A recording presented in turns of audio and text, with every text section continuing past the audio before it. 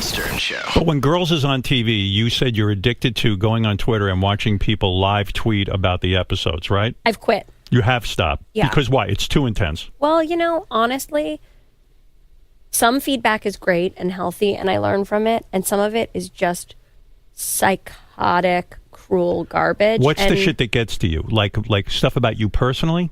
I don't care if anyone calls me fat. Right. Who cares? Right. Anyone who would call me fat isn't somebody that I'd want to know. Did you read the article in the New York Times yesterday about girls? I did. Didn't you think that was great? I felt very lucky. Yeah, because they were saying what you're doing is sort of like you're what they say, a artist, a body artist. Body artist. I felt very lucky because I grew up in the New York art world. So to me, I grew up watching these, incredible female performance artists, Joan Jonas, Carolee Schneemann, Linda Banglass, women who revealed their bodies and used their bodies as an artistic tool. So I grew up within that tradition, but there's no language around that in Hollywood. See, that's what I love about what you're doing, because when I think about it, when I was growing up, it was always the James Bond girl. It's the hot chick with the guy who's, got everything.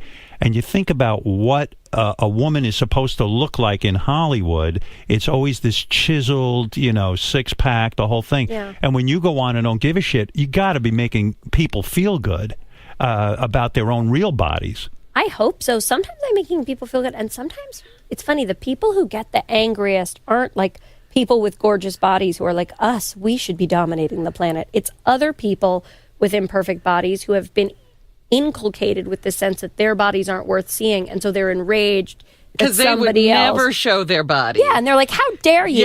We're fat, and we should keep it private." Right. So we should hide. And the other point they made, which I love too, is the sex scenes aren't some idealized romantic sex. It's like they're not beautiful. It's the horror of sex.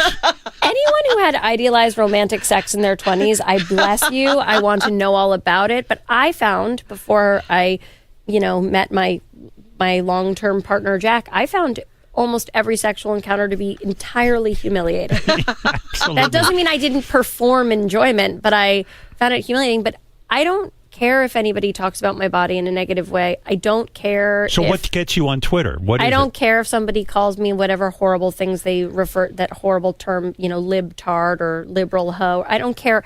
I really don't care what the alt-right has to say about me.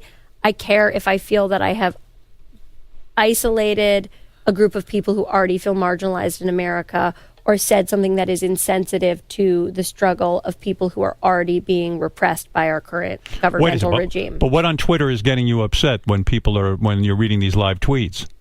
If somebody says that they feel like, if somebody feels, well, when I'm reading live tweets, when I'm reading live tweets of the show, usually it's just like, Lena Dunham sucks a dick. That doesn't bother me in the moment, but I feel like it is not a healthy thing. Like someone should do a study of what it is like to be exposed long-term to internet negativity. It crushes you. It couldn't be good. And so even if I'm not having a reaction in that moment, I feel like it has an effect on my health. I feel like it has an effect on my relationship. I feel like it makes me less present. Absolutely. It's almost like a background noise. And also, exactly. It's almost like if you lived next to a construction site for 30 years and you're like, I'm fine with it. And then suddenly you realize I don't. Yeah, but also, I'm deaf. Also, it can affect your work. Like you could start to say, oh, I'm not going to do this. I'm not going to do that because people don't like it. I find it very detrimental to read that. It can shape your view, But you also want to stay involved with the cultural dialogue because, a huge part of what I do is try to respond to and accurately represent the experiences of women. And so if I do too much of the celebrity thing of sort of like shutting myself away in a closet and being like, don't tell me what anybody has to say, then there's no authenticity left. The Howard Stern Show.